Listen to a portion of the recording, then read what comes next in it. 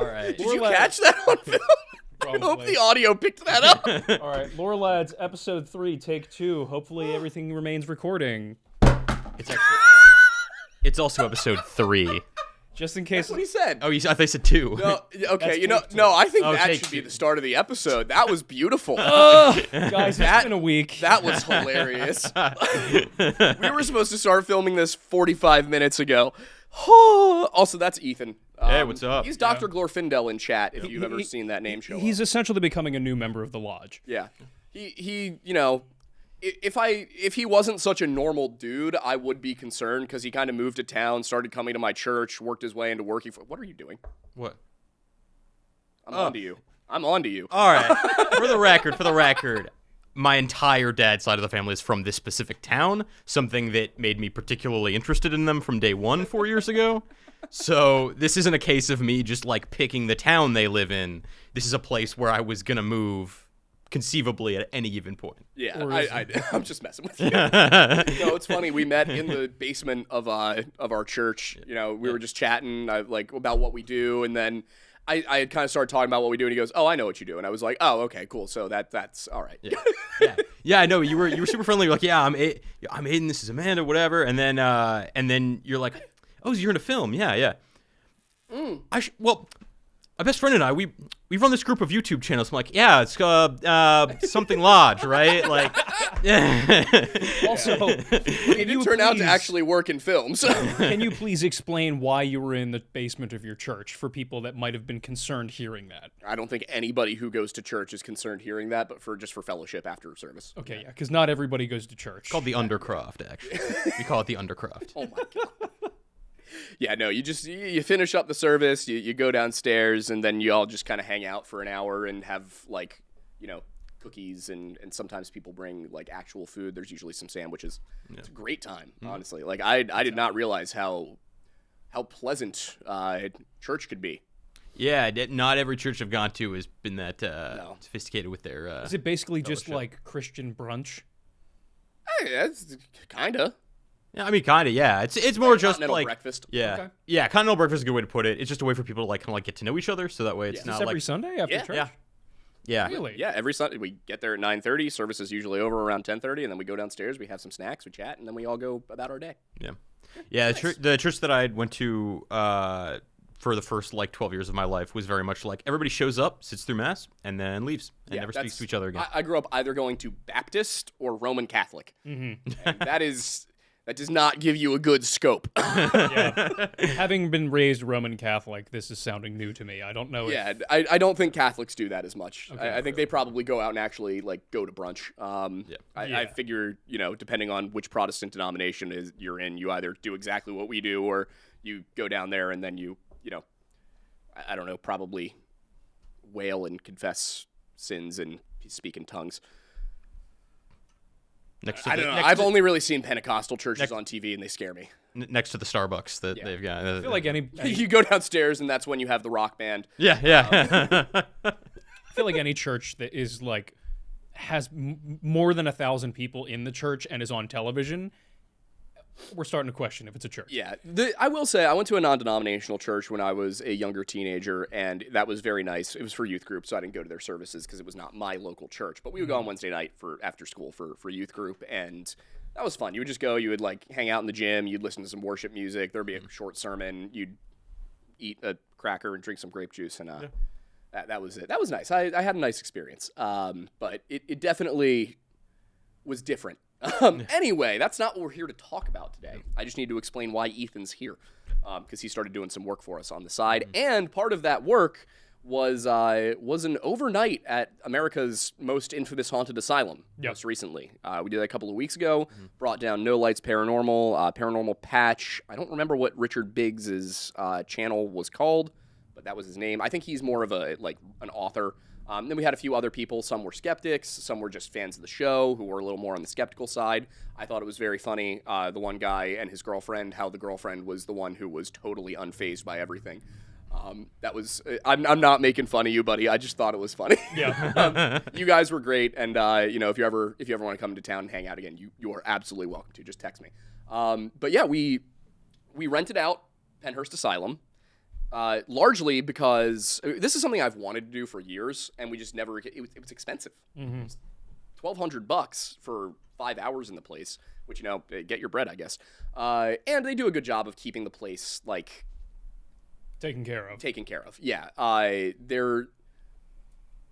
They definitely have taken a very kind of keep the place from falling apart, but let it age approach, which I think it definitely adds to the atmosphere. But I also don't know how different it is from what that place looked like in 1986, which I believe is the year that they shut down. 87, yeah. 87. So, and one of the big reasons we did this now is that we're not sure we're going to have another opportunity. Because unless you guys and our local townspeople are able to put up one hell of a fuss over it, there is an AI data center or a company that wants to buy the land and put in an AI data center, which AI that is located in a place with ghosts is just about the worst idea I can think of. I hope you get ghosts in your algorithm, Sam Altman. But if that happens, then Pennsylvania is going to lose a major historical landmark. America is going to lose a major historical landmark, because the thing is that Pennhurst isn't just a local thing. Like, we think of it as a local thing because we grew up here. It's what you do on Halloween. You go out there, you go in the tunnels, you go upstairs, there's actors, there's props. It's all very scary. It actually is scary if you go in the tunnels when the thing isn't running, because you're just kind of walking down there, and then you turn around to look into a corridor, and there's just a bunch of, like, mannequins covered in sheets, and they're all looking at you. Not a great feeling. That spooked all of us that were in my group. I don't know if it got you guys. We actually didn't get a chance to go into the tunnels. Oh, no way. Nothing happened to us in the tunnels. That's fair. Spoiler alert. The tunnels were more just atmospherically, although we definitely heard footsteps down there. And at first we were like, oh, that was probably just upstairs. Like, that was probably the catwalk above us.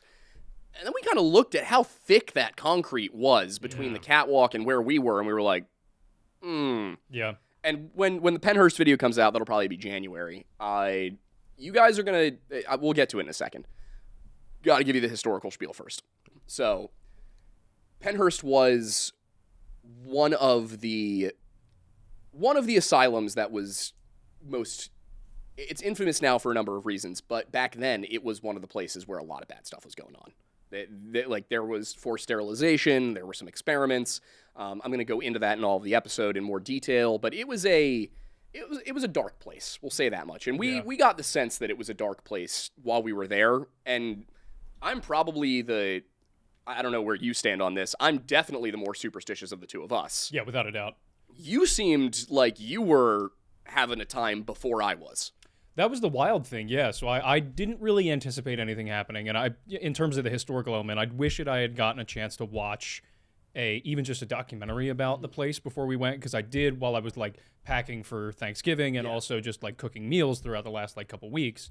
I had been like occasionally watching bits and pieces of one. I can't remember if it was PBS or something that did it, but like looking back on it now, knowing even more of the history, like it was a wild thing to have been in that space, knowing now what had been happening. So you know more about it right now than I do, if you want to give some more information on that. Yeah, so I mean, and I haven't completely finished the documentary that came out, but it was in the 90s, not long after it closed, because the idea was they wanted to be able to talk with people who were there. Yeah. Both people who worked there and people who were patients there. Which, of course, is a range of, people who are totally not there at all. Yes. And people who are just were not considered capable of functioning on their own. Yes, and it's interesting because even the guy who is like the least functioning in the documentary, as far as I've gotten it so far, he's an older black man who is, I can't remember what condition he has, but he can't really exist on his own. It's really hard for him to move his limbs, and he can barely speak. And it's one of those instances where you hear somebody struggling so hard to talk that it makes you want to pull back, because you're like, this makes me uncomfortable. I don't know how to operate in this space and be respectful. So I Uncanny Valley effect going yeah. on. So I'm like, I feel like I should just disengage because I don't want to be rude or mean. But then like, as you hear him struggle through words, you hear what the words are, and they are very coherent thoughts. Yeah. And like very emotionally capable. Like he's all there. He's just got such a barrier to getting it out. And then as soon as you realize that, you're like, man, like that's just, I can't imagine having to live like that. Like that's just a struggle. And so when you look at that and when you realize like they go through some of the things that happened, which was people just being left in cribs like that for up to months at a time without being removed. Some people not being fed for weeks at a time. Obviously, we learned while we were there about the dental practices that they had. Yeah. The idea that back for a major portion of that century, believing that people with autism spectrum disorder and what was the other one? The main one that everybody was attributed of having was not scoliosis, the epilepsy. Yeah. Everybody was considered an epileptic there, and they just assumed, for whatever reason in the medical field, or at least niches of the medical field, that they couldn't feel pain like normal people did. So there was no anesthetic given. There was no really regard for the pain that they could feel. A lot of them couldn't express that they were feeling pain. Yeah. Exactly. Or they were always kind of like looked like they were screaming and stuff. Yeah. So it's It's insane. And so, but in a way, though, I'm kind of glad I went there before I knew all of that, because I went in completely blind. Yeah. Not knowing what to expect, not knowing what to feel, not knowing what to think.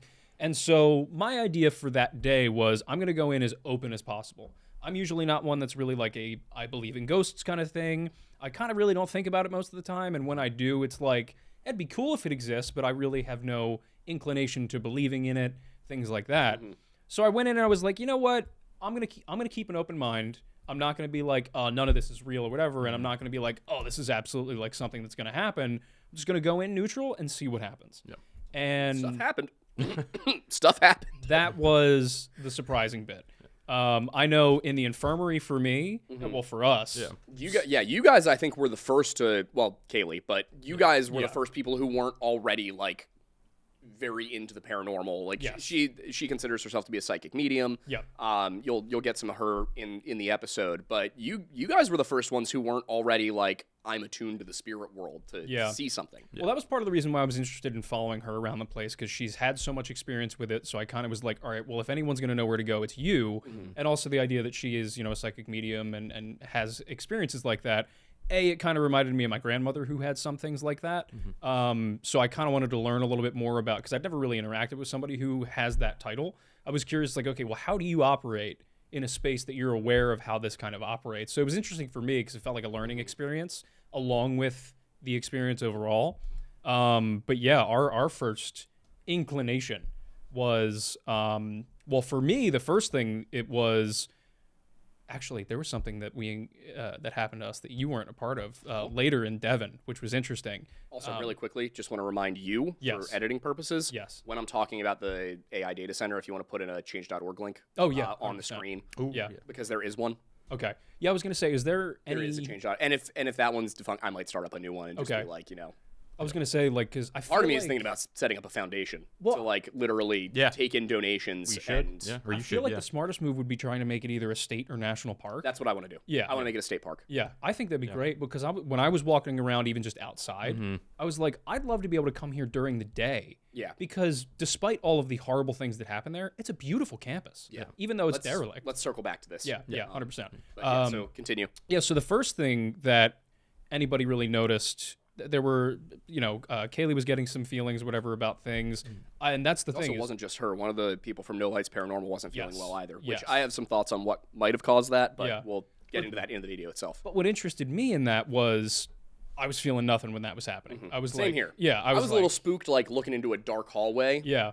but that was really it. Yeah, and then the first thing first time I experienced anything was I was walking alone down one of the infirmary corridors while everybody else had remained in the other one, if it was like shaped like an L. And I was fine. A little wary about it being, a dark corridor, and I was like, all right, well, people are right there. I'm good. And then there was just this one section where I walked through by myself, and I was like, I felt something in my stomach, and I was like, okay, interesting. Maybe it's just that I'm alone in a dark hallway, so I'll keep walking. And then as I walked, it like went away. Then I walked back through that area, and it happened again. I was like, I would have indicated that I had acclimated by that point. Yep. So why did it happen again? And that's why then I went to Kaylee and I was like, hey, walk with me. Are you feeling anything right And now? I think that was the same spot. That was a very similar spot where I think we went through that hallway. There were all the rooms on the right. Yep. And you had just done that. Like you had just kept walking. I had gone right into one of those rooms. And I have it on my GoPro. Like we'll be able to show you guys this. Yeah. I walked into that room, and I don't even know how to describe it. It was like you have that sense you're not alone, right? Which is not something you should get when there's a dozen people 20 feet to your left. Yeah, you already know you're not alone. Yeah, it was like, I can hear them, I can see them, everything. Like, we have our lights on, I have a flashlight, I'm recording. I'm not alone here. Why do I feel like I have that sixth sense of, that alertness, like, oh, I'm in danger. That feeling you get when, like you're in the woods alone and you get the sense there's a predator nearby or something.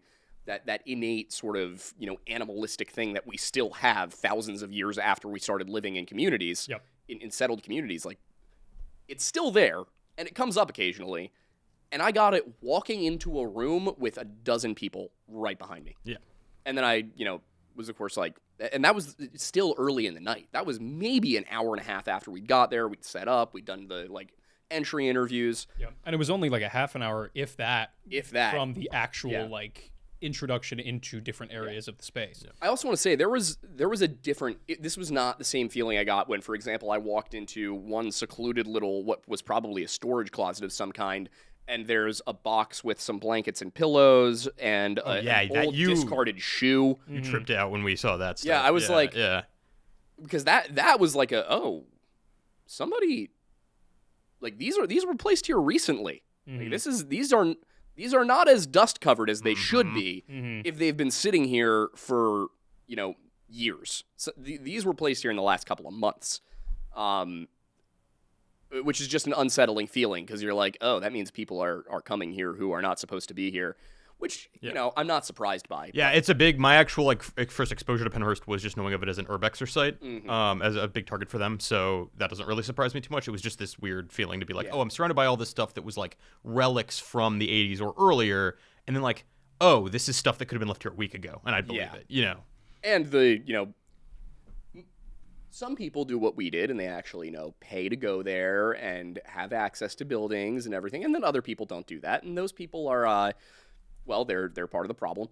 So please, urban explorers, if the building has somebody managing it, just go through the proper channels. Don't risk your own health, your own safety. Just do things the right way. I get it. If a place is just totally abandoned, you have no idea who owns it. Like, nobody's been there in years, and that's something you want to go and do. That's that's on you. Go do it. But for a place like this, there's a little bit more respect that should be involved. 100%. And also, like, yes, it is a lot of money, but that money is going to a really good cause of preserving a place that is important for us collectively as a society to remember, and so that we don't treat disabled people this way again. Yeah. So you're investing your money in something that does matter. It's not just you're giving it to some company that you don't care for. Yeah, and you sit there and you go, well, it's not actually called Pennhurst Asylum. It's Pennhurst, State Hospital, or I think Pennhurst State Hospital. Yeah, Pennhurst State School and Hospital. Yes. Yes. And you might go, oh, well, they're using it as a haunted attraction every year. I mean, they're already disrespecting the grounds. And it's like, to an extent, I can understand that argument. But also, if not for the haunted attraction, the place would have been torn down decades ago. Would you rather live next to a haunted house or next to an AI dentist center? Yeah. Yeah, from everything I've seen about people who are living next to AI dentist centers. Lots of pollution. There's another option. Somebody apparently wants to put a tire factory there. And it's definitely not a shell company set up by the people who want to put the AI data center in to make theirs seem more attractive. Yeah. They want to put it there because it's right next to the Schuylkill River, which we have spent the last 10 years desperately trying to clean up a little bit. Yeah. Because it's bad enough when it gets into Philly and there's bodies. Like, the runoff from all the industrial stuff out here back in the 20th century up through the 80s when the steel mill also closed. Yeah, guys, they closed the state, for lack of a better term, insane asylum. And then they also closed the steel mill that was giving everybody jobs. So everybody lost their jobs, and then suddenly there were a bunch of people who couldn't, really work on their own anyway out and about. And Phoenixville and Spring City and Royersford went to absolute hell for basically 30 years. Yeah, when we were in middle school and early high school, we essentially weren't allowed to come here. I mean, we still did to some extent, but like for the most part, not a lot for that reason. Phoenixville was just this year was named by, I forget which magazine, but it was one of the bigger, like one of the ones that people are like, oh yeah, that's pretty cool. Phoenixville was named the best small town to live in America. Yep. 15 years ago, there were shops boarded up on Bridge Street. That's our main street. Main Street is not Main Street here. Bridge Street is Main Street. But yeah, so I mean, when this hospital closed, when the steel mill closed, and the steel mill has its own fascinating history. I mean, we constructed a ton of Civil War cannons. The Washington Monument has something called the Phoenix Column, which was created here in Phoenixville in it. Yep. It's also in the Philadelphia City Hall. Yeah, Ferris wheels. I mean, Phoenixville and Bethlehem were absolute giants in the steel industry up through the 1980s. And then when that industry collapsed because all the jobs went to China, it totally tore Pennsylvania apart.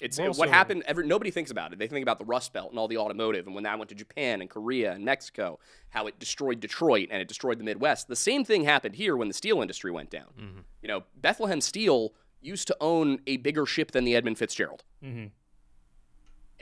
Now it basically doesn't exist. Yeah. Well, we also, I believe, if I'm remembering the history correctly, our studio is in the building that the owner of the steel mill at one point resided in. That would make sense, yeah. So, yeah, this building is the oldest functional building in Chester County. It is the oldest one that you can actually inhabit or work in that is not condemned. Part of a park or something. Yeah, or part of a park. So. Yeah, fitting headquarters for the Lower Lush. It is. That's why. That's one of the main reasons we picked it. Yeah. But back to the issue at hand. Yeah. So that was the first incident where I believe anybody from the lodge was experiencing anything. Yeah, and it was all in the same exact spot in the infirmary. You walked through that one spot. I went into the room and felt something. And then what did you see, Ethan? Yeah. So for just a little bit more context, I would like. It's further down that same hallway, I believe. Yeah. So for a little more context, I kind of came into this pretty much from like neutral. I've never directly experienced paranormal before, but I have. Yes. I was just coming at this as like, this is a cool just concept of a project, help shoot something that can hopefully do some good for the historic site. And also just, I know so many people who have experienced the paranormal. I'm fascinated by the people who do, even though I'm not one of them. So so that's where I'm coming into this from, not really experiencing anything before and being like, well, there's an opportunity for me maybe too for the first time. So anyway, so I'm with Kaylee while she's kind of seeing what she described that she saw in that hallway. I'll let her do that in the video. But she kind of just needs to take a seat. She's not in it anymore. So then I followed you down your hallway that you just described. Well, this was, is this what I think the story that you're about to tell about the because it was the same hallway, right? No, that was a different hallway. Oh, so this was two different hallways you were having. Yeah. So that was, right. That was the south hallway. Not the north hallway was the one that we had our initial thing in it. But yeah, continue. Oh, okay. Yeah. So this is so. Oh, I do want to clarify also, you will see people with night vision goggles. They are not digital. They are analog night vision goggles, but they are not the red ones that make you see demons. That was my buddies, Mikey and John. They own Galtworks LLC. It is a night vision goggles company. Little pitch for them there. It was good stuff, but yeah. Yeah. So basically, after I kind of stopped covering, and for also for context, I was the camera guy, the main camera guy. So I had a shoulder rig. If you see me in the video, I'm doing that. And so I'm done with her, and I kind of catch up with you after you've done this in the south hallway or whatever in your area. Then we kind of meet back up, and I'm just following you straight down this other hall where it goes to a dead end. And then off to the right, there's a room that is pretty much empty except for a old bed, like almost like a gurney, like a hospital bed. And you kind of got like right up close to it. You didn't touch it. You kind of stood by it. We sat in the room for a little bit. Nothing really happened. So then we went back down the hallway. And down this hallway, there was about, would you say like a 20-foot stretch of that hallway, maybe? I would say roughly, yeah. Roughly 20-foot stretch where the autofocus on the camera just completely spazzed out. Like it completely went hard to one direction. You'll see it in the footage, hopefully. Your head turned into just like a white blob. Everything went haywire. I was not present. And so we get down to the end of the hallway and it kind of stops. I'm like, well, that's weird. How did that happen? I check the connection, make sure that my monitor's hooked up right. The focus seems to be behaving normally.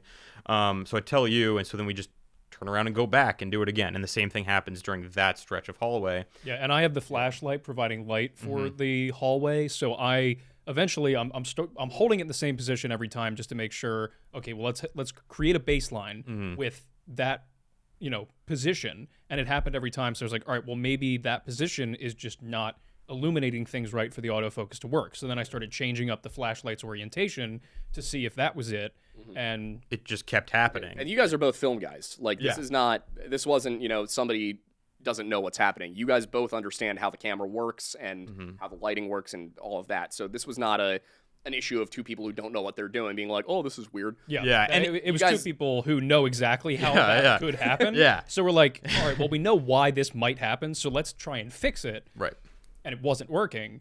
And then we were like, okay, interesting. And then Yeah, and just for the benefit of those of you who aren't familiar with, when the camera's on autofocus, it is completely normal to have a little bit of lag. There were times where I'd be following him and we'd go up to a T, he'd look right and then go left, and then I'd kind of like look right and go left. So it'd kind of like be like short, long to medium length, and it would take a little bit to lag. Yeah. But this is 20 feet of just all the way to one side. yeah, and also the yeah. reason I was messing with the light is because the way autofocus works is that it discovers points in a video, or like the video that it's currently capturing, to kind of try and figure out what should and shouldn't be in focus. It's basically just computation that's happening within the inbuilt computer on the camera. And so I was adjusting the light because I was like, okay, well, maybe there's not enough like understandable points of focus for the computer inside of it to recognize what should or shouldn't be in focus. Yeah. So I was like, all right, well, maybe I just need to adjust how that light is hitting the space for the camera to actually be able to read what's happening. Yeah. Then it kept happening, though, after we tried it a bunch of different ways. So then we kind of went outside and we're like, that's really weird.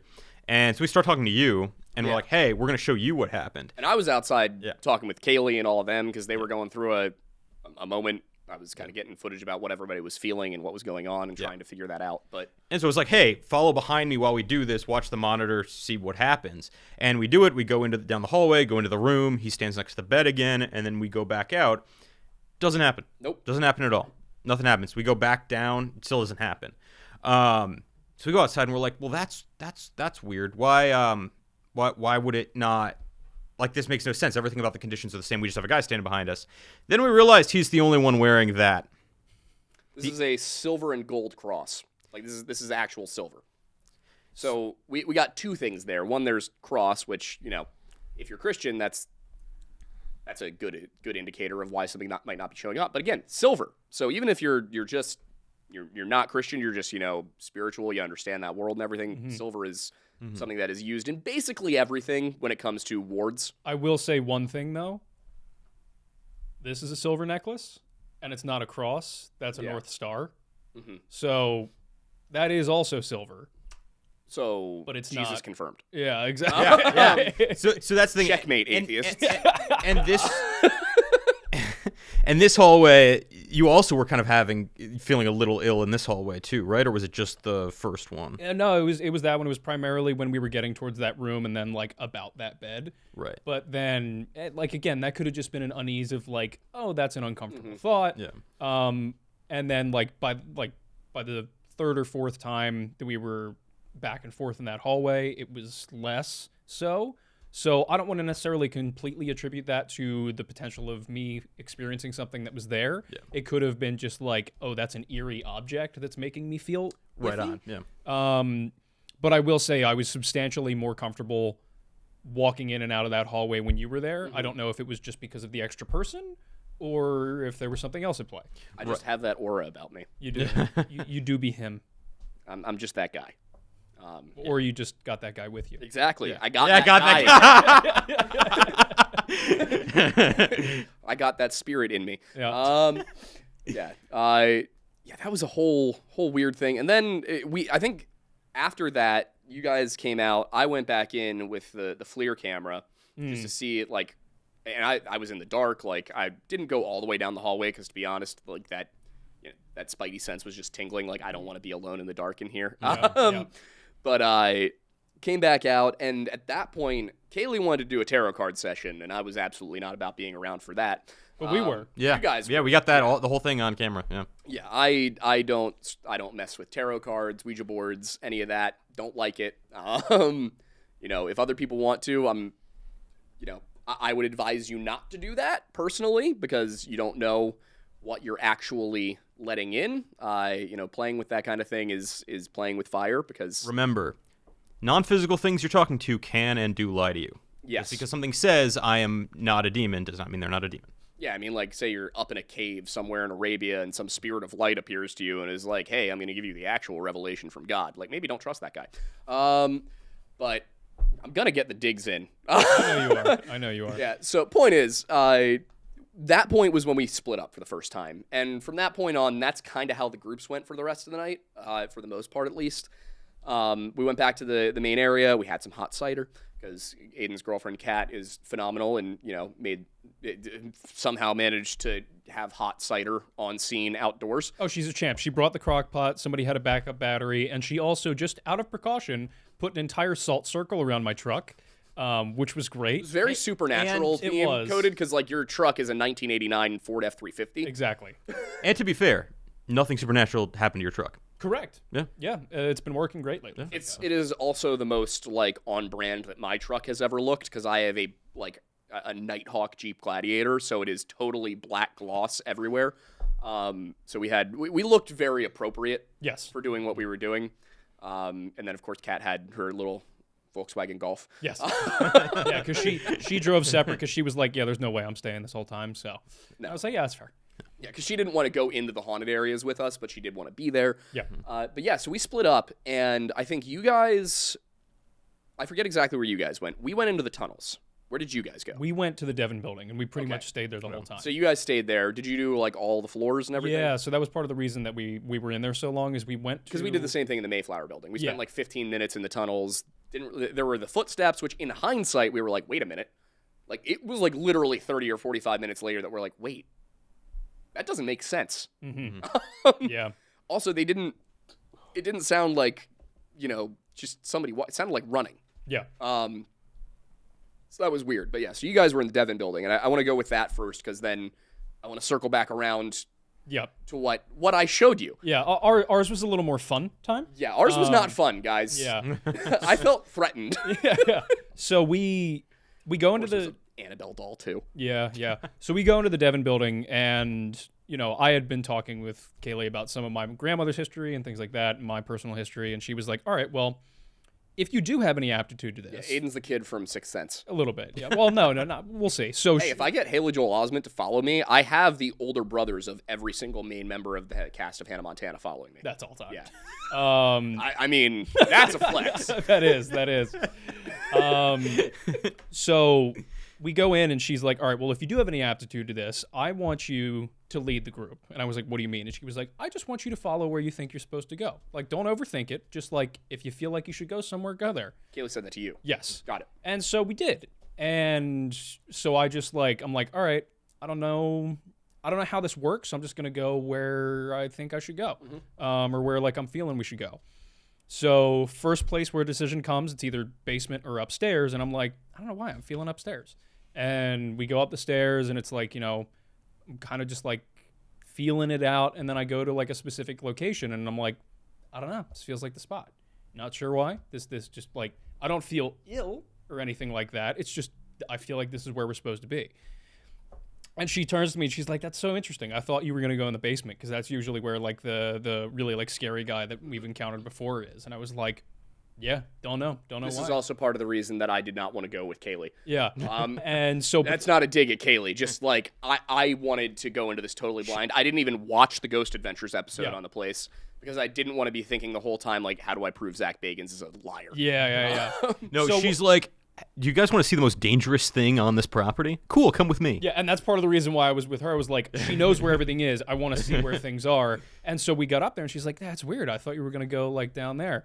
Funnily enough, we're up there for a little bit. We try and get something to happen. Nothing really happens. We go back downstairs, and we meet up with the group that's overseeing the Mayflower building. Yeah. No. No, it's a different group? Yeah. You guys are in the... Right. The Devon building. Yeah, we go into the lobby that everybody started out in, and the man and woman who were kind of organizing everything were there, along with a couple other people. And who they got involved in Pennhurst because they were interested in the paranormal, Yes. and they wanted to be involved in preserving the site. yes, and Great people. oh no, wait, sorry. We went down to, after we were upstairs, nothing really happened. We went downstairs to the basement, to where Kaylee was like, yeah, this is where the guy usually is, like the very scary, kind of dangerous person. Well, first blood she's man. like, at first everybody starts sitting on the floor, and Kaylee's like, Ethan, I think you should sit in that chair. And I'm like, okay, so I sit in the green chair, and then she's like, in the basement. in the basement, and she's like, yeah, so directly behind you is the hallway where the thing is. I'm like, oh, thanks. Yeah, well, usually it's the warning. because we were Usually down it's, there, right, yeah. and she was like trying stuff out or whatever, and she was like, yeah, I don't know. Like, I feel like such a faker right now because this is where things usually happen. I think I know where it was. Well, wait, no. So it was after we were in the basement for the first time that we went upstairs to the lobby, And Kaylee was like, yeah, I don't know. Like, is it the new emergency lights that you guys put in? He just wasn't there. And I can't remember the woman who was overseeing everything's name. Does anybody remember? Yeah. And I think it was Jenny, actually. Jenny. Yep. Yeah, that's yeah. what it was. Yeah. And so she says to Jenny, she was like, yeah, like it wasn't in the basement.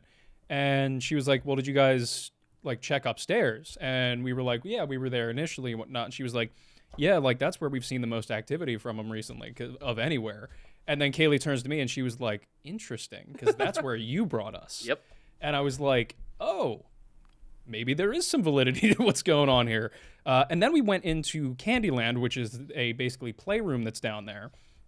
And then we had a lot of fun because she brought out a bunch of the equipment, and we were trying to get stuff to like hit the REM machines. Yeah, the REM pod. Yeah. So it's basically, I'm not a total expert in how it works, but it's basically this small red thing that has an antenna that comes out of it. We did ask everybody how their equipment worked for the video, so Yeah, there so- will be a section where it's going over like what gear everyone brought and how it works.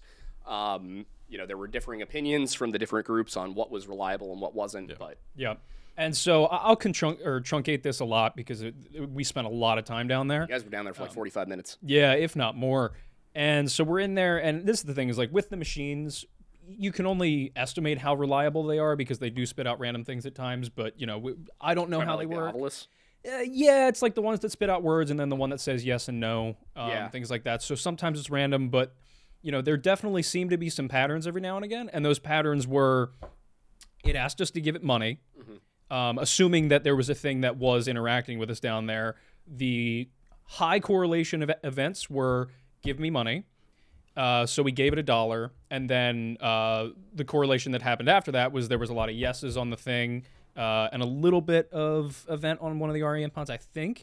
And then there was interaction back and forth where the next high correlation event was essentially go outside and get me mud. And then we were trying to figure out exactly what that was all you about. guys got mud. Well, we had to go out and find dirt and mix that with water to make mud. And then we brought that back in a jar that we had found. And then there were, again, a lot of... Yeah, literally. I made that joke when we were heading outside. And guess what's inside? Yeah, exactly. And so we bring that back, and then again, there's a lot of yeses, and then one of the REM pods starts freaking out by the door. Went nuts, yeah. And so, like, again, could have been circumstantial, could have just been somebody walking by it too much, but then everybody moved away and it was still going. So, like, I can't be sure about anything that happened down there. Because the machines, in my opinion, it's hard to say how reliable they are.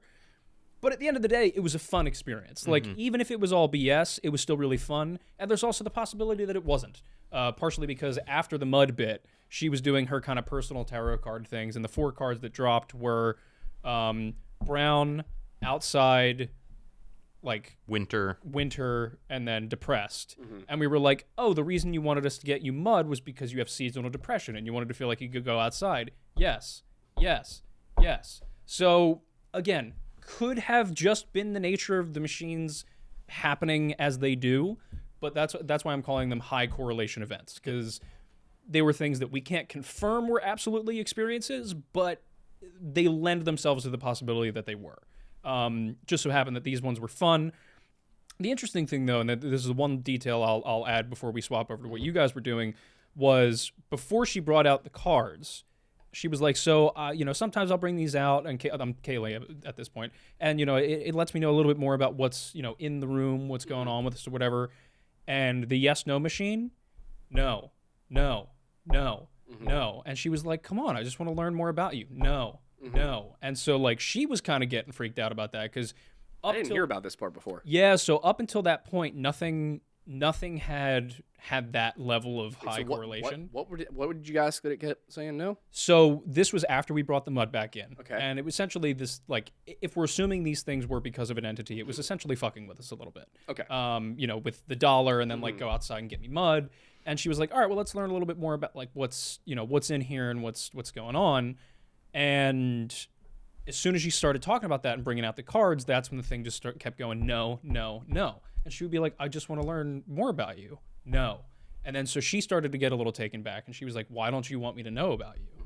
And it was just like, no. And she was like, no, I'm going to do it anyway. And it ended Great up. idea. Yeah, exactly. Kaylee, you were such a nice girl. I was so glad you were there. I'm so glad I wasn't with you. Yeah, well, you would have caused me so much stress. yeah, well, that's why I was glad I was in her group. So I was like, all right, yeah, let's do it. Let's see what it's all about. And then that's when we found that out. Now, there is the and it also said that it was like an older man, things like that, as she was dropping more cards after the initial 4 about the seasonal depression. But it's also like, that to me was like, maybe there's something else in the room, because that's right. Because earlier we had asked to like mark how many people or how many things were in the room, and it said 2. I'm interested to line up the timelines on this too once we go through everything. Yeah. Because I'm wondering when that stuff was happening with you, what was happening with us. Yeah. So initially we were under the impression that it was 2 generally nice things, and that's how it felt for the most of the time. The only thing that made me think, maybe there was something else there. That's why the no kept happening. But that was really it. And then after that, things kind of quieted down. We did a little baseline test with, I can't remember, what was his name? Matt. Yeah, Matt. we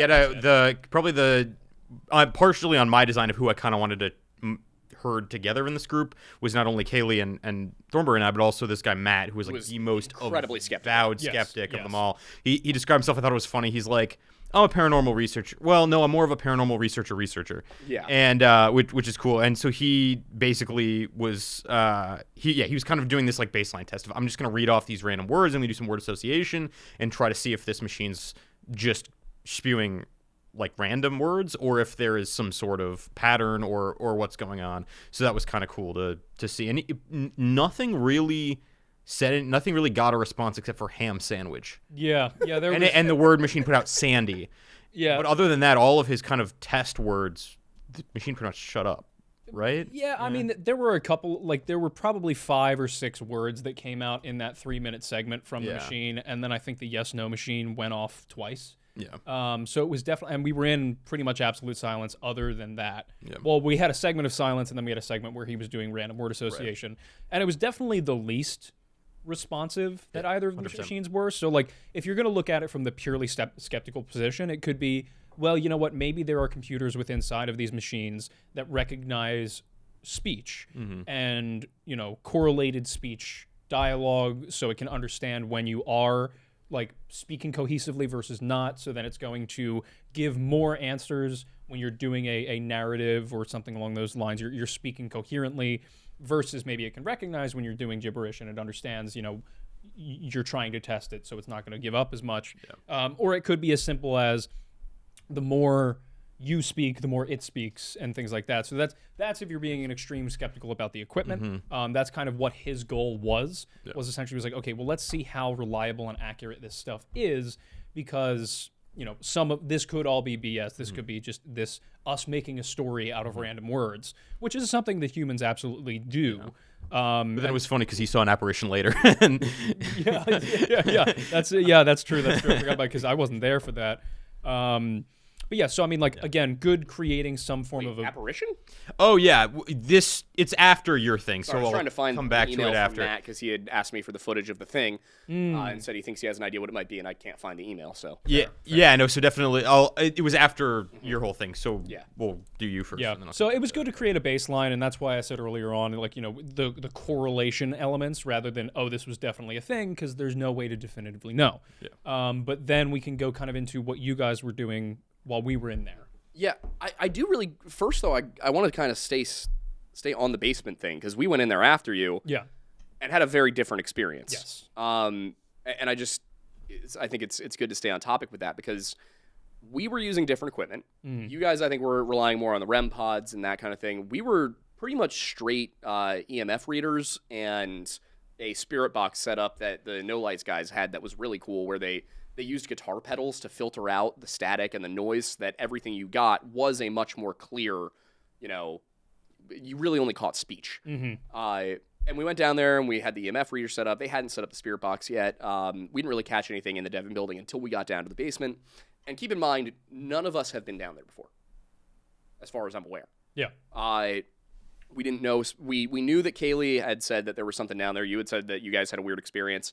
But we went into it, like, not really knowing what to think. Got down, set everything up, had the EMF reader set up. We're kind of asking them questions. We're getting a little bit of activity. And then I got curious, so I pick up my phone. I'm standing. We had already had some EMF reader stuff in the other building a few minutes earlier. So I was just curious. And I picked up my phone, and I opened up my Bible app. And the EMF readers went nuts.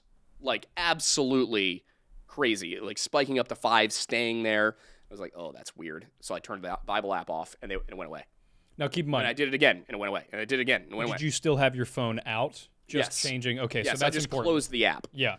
And I was like, oh, that's weird. And if whatever is down here is reacting badly to the Bible app, that's not a good thing. And then I was like, wait a minute. And keep in mind, I'm like 10, 15 feet away from the EMF reader. And when we were in the other building, I had to get really close to the EMF reader with TikTok open for it to start going nuts. That was going to be my follow-up. So, yeah, that's important to know. Down in the basement. So, again, and this is like, I'm talking like I'm 3 feet away in the Mayflower building. I am 15 feet away in the Devon building with the phone out, with it connected to the internet. So I pull up Snapchat. EMF reader goes nuts. I close it. I pull up Twitter. EMF reader goes nuts. And I was like, okay, I can't for the life of me figure out why the EMF readers are more sensitive in this basement.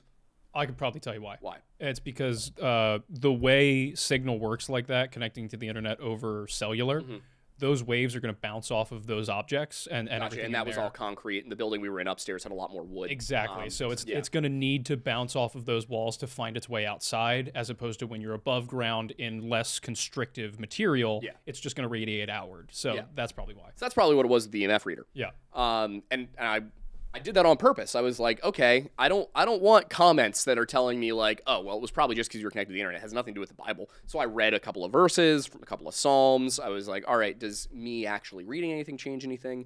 I put it in airplane mode and opened up the Bible app. It didn't react. I was like, okay, so that's just that is just pure radio frequencies that are going around, cellular frequencies that are setting off the EMF readers. And then we sat down we set them aside. All of us had our phones away. You know, nobody's actually like doing anything. I'm sure, somebody might have gotten a text here or there, but the thing is, it was 1:30 in the morning, so it's not like any of us were getting a lot of text messages or anything like that. We're all just kind of sitting down. The EMF readers are over here. The spirit box is right here. I'm sitting on a bed here. I think I'm trying to remember. I'm losing people's names. Was this in the Candyland room? Yes. Okay. Is that the room with all the beds? Yes. Yeah. So we're down there. And you had told me a limited amount about what you guys experienced, like the Mudman and the money thing. Yeah. So we're sitting there, and we're like, let's just talk to him, because the EMF readers aren't telling us much, and we didn't really have, the spirit box in the other building, so let's do it this way. And as we're sitting there, I can't remember the exact order of things. It'll be in the video. I can't remember what the questions were, but that's right. We heard it say 10. And then Richard had an app on his phone that works like an Ovilus that also said 10. And I'm like, okay, well, that's an app on a phone, so that's bullshit. But then the spirit box kept saying 10. And we were asking some questions and here and there, and it would only say 10 in response to certain questions. What we got to was like, are there multiple of you here? And it's like 10. We kept kind of clarifying that over and over again, and it kept saying 10. And we were like, okay, well, here's a few more questions. And then it started saying trapped. We also got a few yeses to answers. And again, it's been 2 weeks. I can't totally remember the order of everything, the questions we asked. That's why we're doing this and then also the video. The weirdest part of that experience was that we're sitting down there, and these 10 things are telling us that they're trapped there by something. Won't tell us what's trapping them, but saying they're trapped. And then Richard goes, will you pray with us? And it didn't respond, but he pulls out the Lord's Prayer, and he starts reading it. The Lord's Prayer is pretty standard in any Christian denomination. It doesn't change. And he gets through it, and then we get to the very end of the prayer where everybody says Amen. And the spirit box, before we finished saying Amen, we get Amen. Is there a chance that some radio station within 50 miles had a prayer going at that exact moment, and it was a total coincidence? Sure. is that really fucking weird? Yup. Yeah. Yes. Like, that's one of those things where you're like, yeah, it's possible that was a coincidence, but I feel like Occam's razor here Yeah. Yeah. might actually be that the spirit box is doing what it's supposed to do. There's also one other word that I can't remember it saying, and it's driving me insane right now. But yeah, there was another word that we got only once or twice, I think. But it was another one of those things where we were like, ooh, yeah, whatever's going on down here is like these things are scared. Like it wouldn't tell us what was down there, what was keeping them there. You know, and we talked to Father Ben about this on Sunday. Yeah, it was a very bizarre experience. Ours felt a lot more. We didn't feel threatened, but we felt like whatever was going on down there was distinctly negative. Well, and the common thread kind of between what we saw down there, we experienced down there, and what you experienced down there is not that necessarily any of us felt threatened, but that we were talking to something that did feel threatened or Yes, seemed to be that was intimidated the by common something thread. else. Yeah. Which is interesting knowing what Kaylee said was down there, if there was something Yeah. that was bothering them, not necessarily to the point yet of bothering us. But for me, the most convincing moment, because going to this, to be very clear, just to give you a quick rundown, I've, prior to this, had 2 experiences in my life that I considered genuinely paranormal. One was in a friend's house in his basement when I was a kid. I was like 9 years old. We were ghost hunting in his basement. So we're already kind of primed to see and hear things. And looking back, had we just, seen a shadow moving or heard something clattering, I would be like, oh, okay, well, we were looking for something. Mm-hmm. In this case, it was something physical that happened, which I so vividly remember this, and people who know me have heard me telling this story for the last almost 20 years. So, maybe if you've heard me tell this differently, call me on my shit, but this is how I remember it to this day. We went down into his basement. We were ghost hunting and everything. We went around, his basement was shaped like a U. So I went around the corner into this little room while he and his brother are over here. And at the end of that room was a light. So I go and I grab a little rusty knife from a work table, and I go up to the light. I turn the light on, and then for reasons I can't totally remember, we all kind of freaked out and ran upstairs. And his mom is like, guys, go turn off the lights. And being terrified little kids like we are, I'd put the knife down, by the way. Being terrified little kids like we are, I go down and I grab the knife, and I go and I turn off the light. I come back out. I put the knife down. We did this in probably 15 seconds. We're all back upstairs, and his mom is like, you guys were not down there long enough to have really turned everything off. Go back down. So we did. And we get downstairs. You go downstairs. Again, it's a U shape. You go down the stairs on this side. The room goes like this. We get here. You can see there's a light on in the room next to us. I had just turned that light off. There was a string. I pulled it. I turned it off. It was dark in the room when I left the room. And I'm like, ooh. So I'm like, maybe I didn't pull it hard enough. Maybe I just imagined I turned it off. I go and I round the corner. The light is indeed on. And I swear to God, I remember this clear as day. That knife handle was tied to the string. And I'm like, I don't like that. I'm not a fan of this. Yeah. We of course, we all went into the room at that point and turned it off. Zach, I'm so curious if you ever somehow see this, if you can corroborate this for me. But that was the first time. I was 9 years old. The next time was almost 10 years later. I think I was 17. We were playing Infection, basically Manhunt, in our neighborhood. This is something we've been doing for years, literally since probably we were 9 years old. As a 17-year-old, I was doing cool kid things like playing Manhunt in my friends' backyards and trespassing in the backyards next to them.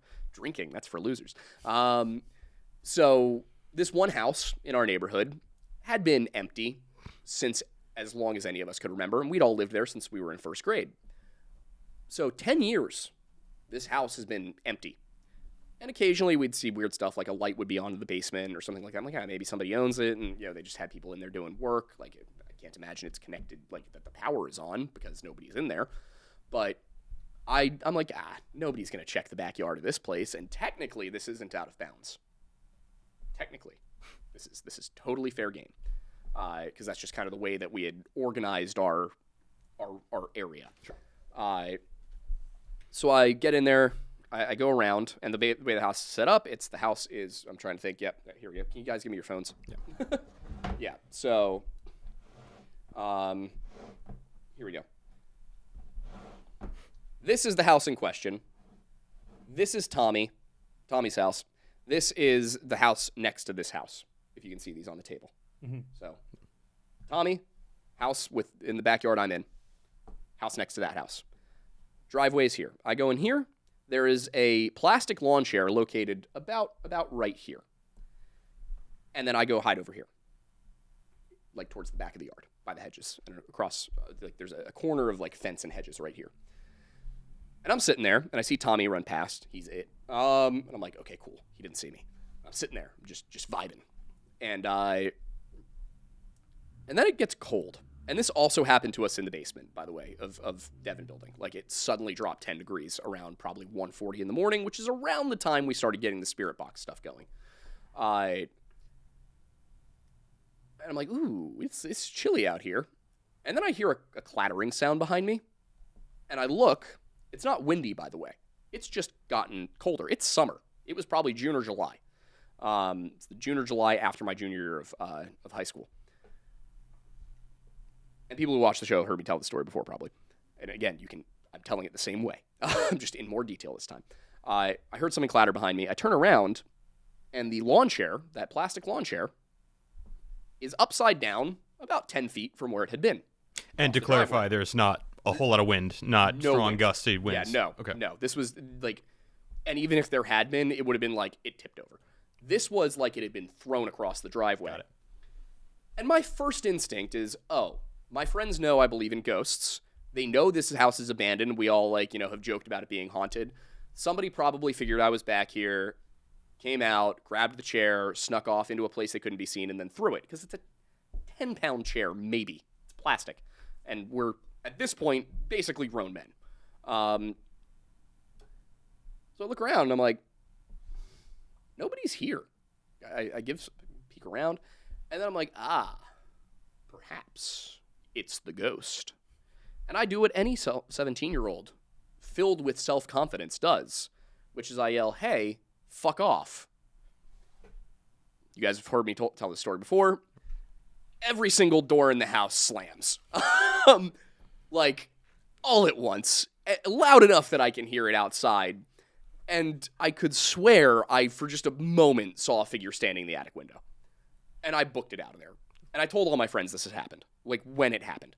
Again, call me on my bullshit, guys, if you want. Like, if I'm lying right now, call me on it. And for the rest of that summer and into the next one, I did not go near that house. I did not like it. Anytime I got near it, I got skeeved out. I remember at the camp out, I think that same year, me saying, like, I feel like, did it get colder? Like, while we're standing in Tommy's driveway? And John's like, oh, come on, Aiden, don't get spooked on us now. Because we were carrying out Operation Viscous Moose, and it had to be a success. We had a prank war at the camp out every year because it was a guys and girls thing where the guys were in one tent, the girls were in another tent. When I tell you we were complete losers in high school, like in the sense that most high schoolers are, drinking and having sex and such, our parents had absolutely zero fear that we would be doing neither of those things at the age of 17. Partially because we've been doing this since the age of 9. So we all knew each other very closely. I grew up with these girls, and I had seen them through braces and ugly haircuts and everything. There was nothing going on there. Gentlemen, real quick, I do have about 7 or 8 minutes. That's fair. If you must go, you may go. Okay. Yeah. But point is, that was a really a real experience I had. So about 10 years apart. We're about 10 years down now. In 28 years, almost 30 years of life, I have had 2 paranormal experiences. What happened to me in that attic of Mayflower Building is the most convinced I've ever been. Because after spending a bunch of time in this building, walking through it, we'd even been in that room before. Rich had set up his gear in there, like the EMF readers and the spirit box and everything. I don't think he had a spirit box. He had like some other stuff. Like it's like playing Phasmophobia in real life. We're up there. So me and Mikey and John go through the whole building. We check out all the floors. They head back to another building. I think they just wanted to go take a rest for a little bit. And so it's just me and the people from No Lights Paranormal. Teresa and I want to say Alex. Is that his name? I think so. I think so. Alan. Alan? I believe so. I think it was Alan, the husband. Al. Yeah, sorry. It's been a couple of weeks. I'm terrible with names. We go upstairs, and we kind of poked around, and we're on the second floor. This is the second of 3. And we're just chatting, and Teresa's talking about how she feels like something's in, like there's definitely something there, but she can't really say what. She like writes hi in some dust, nothing happens. And then we just hear a clattering sound upstairs. Like, and I want to say specifically like heavy wood falling onto concrete. Not metal, not plastic. It was like heavy wood falling onto concrete. That's pretty much what I heard when I was in that same area of the building later. And I had spent a few minutes like in one room where there was a chair here and a chair here, and I like sat in one and I was trying to talk to the ghost. We might have caught an EVP doing that too. I want to check my footage to make sure. And then we go back upstairs because we're like, wait, what was that? And Rich is up there. And we're like, oh no, Rich, Dick Biggs, are you okay? We get up there and we're like, hey, did you hear any clattering? And he was like, no, like 5 or 6 minutes ago, I thought I heard something like, like pipes, maybe, like air moving through pipes or something. And we were like, no, this was like literally 90 seconds ago. And he goes, no. He was in the spot we heard it come from. And it didn't look like anything had fallen over in there. All of his equipment was right where it was before I'd seen it. The room looked exactly like it had when I left it 30 minutes earlier. He's still up there. And he's got the EMF reader set up, and there's a chair, and there's a doll in the chair. It's a Raggedy Ann doll. I hated it. And, we're talking to it. The EMF reader starts spiking, and I'm like, okay, maybe it's just my lav mic. Because that was still on, so I'm like, it might just be the interference. I take off everything. I take off my gear. I take off my jacket, everything but my phone. And then I test my phone to like see, all right, like, is it my phone getting close to it? It's not. Like, if my phone is just recording, it doesn't set off the EMF reader. I'm not getting any messages coming in, nothing like that. And my GoPro at the very, like, I'm like, okay, wait, okay, I'm going to get up close to it. I'm going to talk to it. Here, I handed my GoPro to Rich. It dies. Granted, it had been on for a while at that point. I think that was my last battery, too. No, it was my second to last battery. I ended up changing it after we got outside. I'm like, come on, damn it. Like, so I grabbed my phone, and I'm like, all right, Teresa, here, take this. I hand her my phone. So first I handed Rich the GoPro. It dies. I hand Teresa the phone. And I'm highlighting that because I had been with Teresa the whole time. There was no way she and Rich could have coordinated anything. And, I switched up who I gave the phone to. It wasn't on purpose. It was just in the moment. I hand her the phone, I give it to her, and she hits record. And as we're sitting there kind of talking to it, a couple of minutes go by, and we pull away. There were some EMF spikes and everything, but I'm like, all right, give me the phone. I want to check the footage. She hands it to me. It's only 4 seconds. It cut off at 4 seconds. I'm like, oh, shit. Like, when did it start? When did it stop? Like, we're thinking that the ghost turned the phone off. And as we listen back to it, she doesn't remember hitting the stop record button. As we're listening back to this 4-second clip, literally a second into it, first you hear her finishing, I think, the word maybe. And then just the crispest, clearest, hello. And then 2 seconds later, the video cuts. I didn't say hello, and I want to, again, very, very, here. This is the chair. This microphone. This is the chair. I am here. Teresa is here. We're on either side of the chair. The voice came from right here, which means that whatever the hell said hello to us was right between us, about 6 inches from my face, which is not something I like to think about. But again, Teresa didn't know I was going to hand her the phone. Rich couldn't have done it because he was 10 feet across the room and I would have heard him. It's a male voice. It wasn't me. I didn't notice it until after. I wonder if he caught me noticing it on camera. And not only is it not his voice, it's also like, notice how we just whispered hello, like the tone that we did that. We were trying to sound spooky. This was literally just hello, but then way down in volume. Yeah, it was like a whispered. Right. It was not drawn out like somebody trying to be spooky. It was very much just a flat hello that was just very, very quiet. Something said hello to me in that room, and I was like, ha, ha, ha. We can edit the video into this so people can see what I'm talking about. But at least the it was point friendly, is, though. the reason I'm trying to get this before you have to leave is that maybe 5 minutes later, we come downstairs, and they're right outside the building. I hand Aiden the phone, and I go, listen to this. There was zero time for me to edit it. Yeah. Yeah, no, there's nothing that, and if he wanted to edit something like that, this is who he would have asked to edit it. Yeah. I don't know how to do that. And it was also the raw video. It was the raw video from my camera roll. Yeah. On your phone. Yeah, with multiple videos taken after it from that same room as we were trying to get it to happen again. So, this is not... There was no editing that happened here. I wasn't planning to record on my phone. That was a spur-of-the-moment thing out of necessity. I have no explanation. And then, real quick, this will be kind of the last part that I contribute here. I eventually do go up in that attic, and we were kind of running. What we were running into in Devon was like, there's maybe too many people. Kaylee kind of was like, okay, maybe the reason that I get more activity when I'm here by myself is just like there's a lot of people. Whatever this is, is intimidated. They don't want to talk to a big group. So she just initially is like, all right, I'm gonna take each of you one at a time, starting with me. So we go up there, and she's like, I have this game, I play. Basically, a ghost makes a bang on one end of this sort of L-shaped attic area, and then we go over to it, a bang from the other end of the L, we go to that one. And so we start doing this, and I do hear the bangs. They sound exactly like what he described as a bang. You had this on camera, didn't you? I do. Yeah. I don't know if the bangs were loud enough to be caught by the audio of that we had on board, but... Did you also have a lav mic?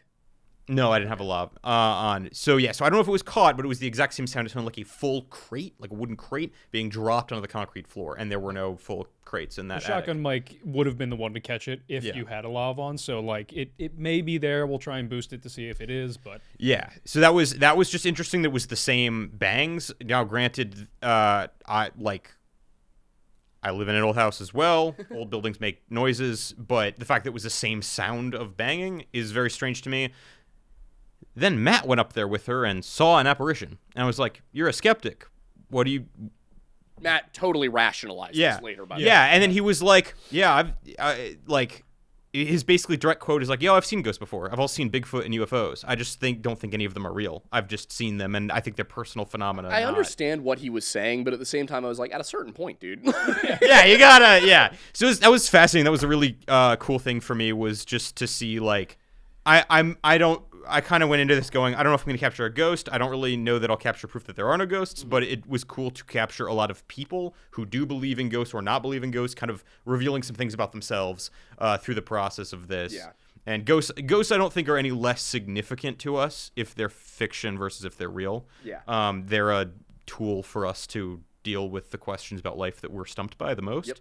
Yep. And so it's cool to just be following these people around and kind of see them in their element, and what makes a person spend this much time in their life and their own personal finance, either A, trying to communicate with ghosts, or B, trying really, really hard to debunk them. Yep. So with that being said... Yeah, you got to go to work. I got to go to work. So thanks for having me. This has been great. It's been fun. Yeah, might see you later for Amanda wants to go out for dinner for the tree lighting. Oh, nice. Oh, is that tonight? Yeah, it's tonight. Do you want to do dinner? And I think it's 7ish. Let me text Kat. Yeah. I'll be there. Yeah. So yeah, we'll go and see you later. See you. See you, dude. Ooh. Ugh. Also, I was just able to check. Do you have any idea what time that stuff was going on? The stuff being... Bang! He's here! The stuff in the basement with the Mudman. That was... It was while you guys were in the Mayflower building. That was Do you have any idea roughly what timestamp? Timestamp? No, I could say it was probably the... Because we were in the... Was there anything... Did you, do anything on your phone? No, I didn't personally. Yeah, that's kind of the problem. It was probably about in the... What I'm gonna do is I'm gonna send Kaylee a message and see if she has any timestamps from this before this episode comes out. Yeah, that'd be smart. And see if she can tell me, and then we can go back and grab this footage and I can show her a message for the video because I'm very curious. When did Other Matt and Liv leave your group? Because they joined up with us, and most of this... Olivia? I think so. That was one guy's girlfriend. Yeah, I think his name was Matt, wasn't it? No, that was Lewis. Lewis. Okay, so Lewis and Liv. Matt was the skeptic. Lewis and Liv. Yeah, they were left. 2 Matts though. Oh, the other Matt was Kaylee's boyfriend. Yeah, right. They left us before the hello. I ran into Teresa and Alex about the time that they left. I walked downstairs with Lewis and Olivia. Mm-hmm. And then I saw somebody walking along the catwalk, and I went and found it was Teresa and Alex. We were just kind of chatting about what was going on, if we'd seen anything. That's when they joined me. And we went back into the building. So that would have been before midnight. Hard to say anything beyond that. So the breakdown that we had was the elements with the dollar and Go Get Me Mud were right before we went outside, or we went upstairs. Teresa and Alex were with the people overseeing everything in the lobby of Devon. Okay. And then we walked outside and ran into Lewis and Liv. Okay, so that must have been just a few minutes. Yeah, and then when we went back in... I'm trying to think how long, and we'll be able to reconstruct this from the GoPro footage. Yeah. It can't have been...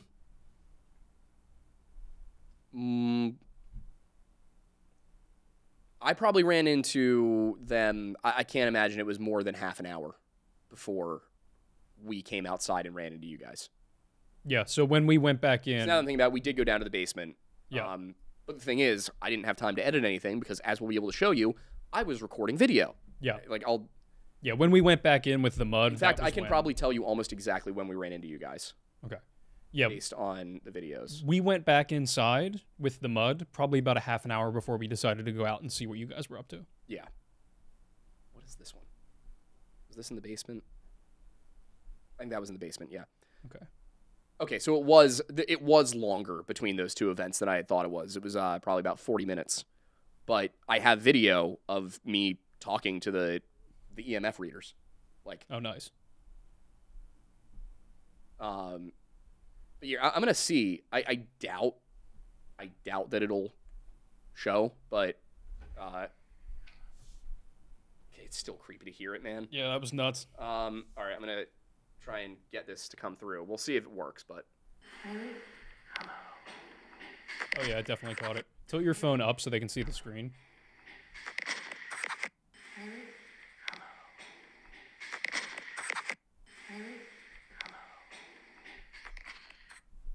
Regardless, we'll put that into this video so you can hear it. Oh my god. Yeah. So yeah, it was longer between. I thought it like in my mind it's like 5 to 10 minutes between that, but I guess we spent longer in that room than I had thought we had, and then we went down to the basement. And of course, Rich, man, you stressed me out. Why? Because we're upstairs. This is, again, I'm not taking a dig at anybody. I'm just giving my honest thoughts about what happened. We're upstairs. That happens. And Rich is like, we're going to go check out the basement if you want to come down with us. I'm like, stop inviting it places, man. So we go downstairs and we get more EMF readings. I do again. I check. I'm like, all right, here's my phone, recording my phone. Here's my phone recording to TikTok. TikTok kind of set it off from further away. My phone doesn't set it off at all, so I switched over to that, and I'm using just the camera on my phone, getting closer and showing like it's not doing anything, and then it starts doing things like at random times. So it wasn't my phone setting it off. I'm the only one close to the thing. We're in a basement. Whatever was setting that thing off, it was not my cell phone. Mm-hmm. It also said some stuff to us, the box thing. I don't know how much I trust the phone app. But then we go over into the basement of Devon building, and we're down there talking to these ghosts who are trapped, and Rich is like, you guys know you don't have to stay here, right? Like, you can leave with us. And I'm like, Rich, for the love of God, stop inviting the spirits to follow me home. I'm like, something is keeping them here. Clearly, stop inviting it. Yeah. Yeah, it was utterly bizarre. I genuinely, I went into this expecting nothing. Mm-hmm. Expecting, maybe, like there will be some pareidolia, that we see a shadow figure or something, maybe. I even say, I think you can probably hear it on the GoPro. I think I was recording at the time. I said, nothing that I see here tonight is going to prove there's ghosts. If anything's going to prove there's ghosts, it's this. Mm-hmm. And I pointed at my GoPro. You can't see me pointing at it because it's on my chest. But I think I said that to Mikey and John. Yeah, and they were recording with their stuff, right? I believe so. Okay, cool. Yeah, because Yeah, Mikey had a GoPro. It was actually really cool. He had a GoPro that was hooked up to his night vision goggles, so you could actually see what was If we coming can get through. that footage, I mean, ideally we're going to get We can. everybody, He has so, it. I'm going to a Christmas party at his place on Saturday or tomorrow. So I told him just give me the SD card. Nice. Yeah, that'd be great. Yeah, because I know we're going to set up the Google Drive for everybody Yes, to upload that's all the their plan. stuff to. But yeah, it'll be interesting. It'll be interesting to go Ethan's through. going to make everything. a lot of money going through that footage. Yeah. Just gonna pay him to help you scan through it. Oh, is my that would plan. make my life so much easier. That's what I assumed you were gonna do. Yeah, I was trying to figure out what I was going to do because I know Kurt's already kind of at his limit. And so. My thinking was like if you guys can split that up, going through it, there will be segments that I don't think we even really need to check because it's just going to be us like outside and stuff. Yep. But I think giving it at least a run through of everything, and especially some of those important moments and the places where we felt weird. But the reason I was asking if you had any idea what time any of that happened to you guys in the basement, and based on the conversation we just had, I think it probably. I'm very interested to see when it started saying no to you. Timeline wise. Yeah, I will say, so my understanding, at least from Because Kaylee a little bit, I and got the also, hello. Yeah. At 12:01 a.m. Interesting. Okay. Also, I didn't see shit. I didn't experience anything until 12 a.m. until midnight. Yeah, I will say it's interesting because it's very possible that, to my understanding, each building kind of has its own experiences. Is the best way I can put it. Yeah. And, although, depending on what you're talking about, like I personally feel that, ghosts are. It's going to sound really silly to the people who aren't believers, but in my opinion, I don't think ghosts are necessarily souls. I think that they are maybe like almost more like shards of a soul, like something that, like echoes almost. yeah, an echo, an imprint. Like how like with the nuclear bombs that we dropped on Japan, you could see they literally burned shadows of people into walls. I kind of see it that way. Yep. Like, it's a remnant of something. It has some degree of consciousness, but I don't think it's that person's full being. Yeah. And who knows? Maybe that's what purgatory is. Like, Yeah, it's true. It's potential. But the reason I'm bringing this up is because, and this I learned a little bit from Kaylee that night, but also more specifically from the documentary afterward. I wouldn't be shocked if there is enough people for there to be multiples in every building, because the amount of people that died there and died tragically and painfully is, I think, in like the triple digits. oh, So it's unlikely that it, like, in my opinion, it's probably unlikely that it would be the same thing. It's probably that there are enough, if there are entities that, and we're assuming based off of the tragedies that happened there, that there are enough for there to be like a couple dozen in each building. yeah. So Yeah, I'm really torn on that aspect of it, because on the one hand, at this point, I now can't imagine how somebody could spend a night there and not have some experience that, at the very least, opens their mind to the paranormal. Yep.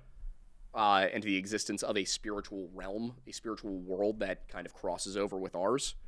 I also think it's very interesting, historically, like, and we've gone over the whole Halloween and Samhain, how they're not actually, Halloween is not derived from Samhain. It's a bunch of like folk traditions that were not part of the celebration that come from the Celtic world that then mixed with Catholicism, and that's how you get Halloween itself.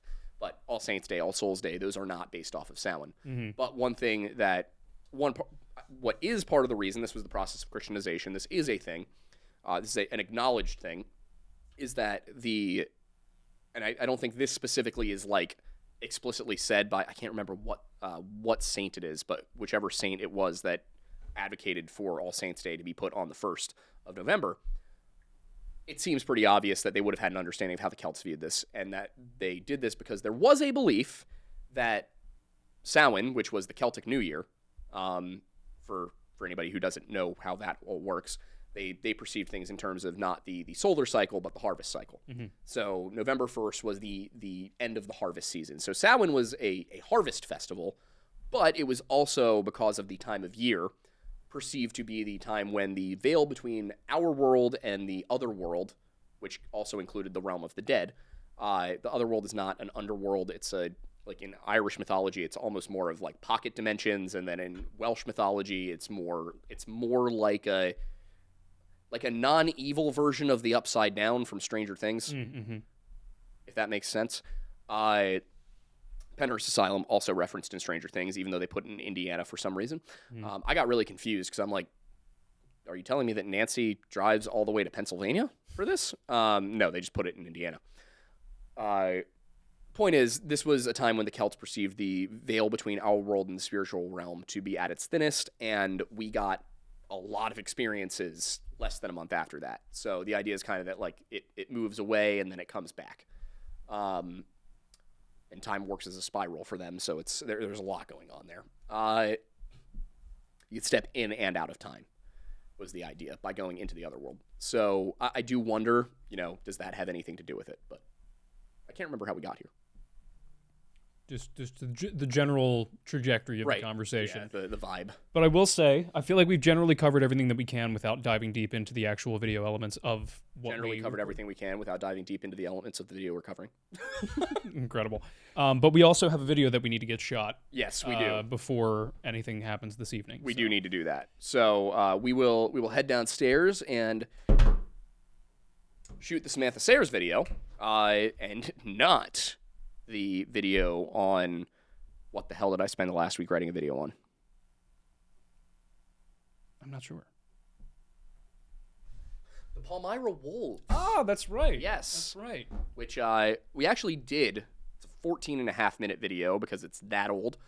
It's back when YouTube preferred videos between 8 and 20 minutes. The audio quality is terrible, and I basically just say the same things Mr. Ballin did. So this version isn't like that. This version goes a lot more in depth into the whole thing, compares and contrasts different narratives. Looks at some of the more detailed aspects of it. And I talked to people on Reddit who are from Maine, and I was like, "Hey, you ever heard about this?" And they're like, "No, I have not." There's a little twist ending, which I think you guys will appreciate. We got to go film that. Cool. Not that. Sam Sayers. Yes. That'll be next week. Sweet. Yes. All right. Bye, guys. See you. Nice. I like this format. Same.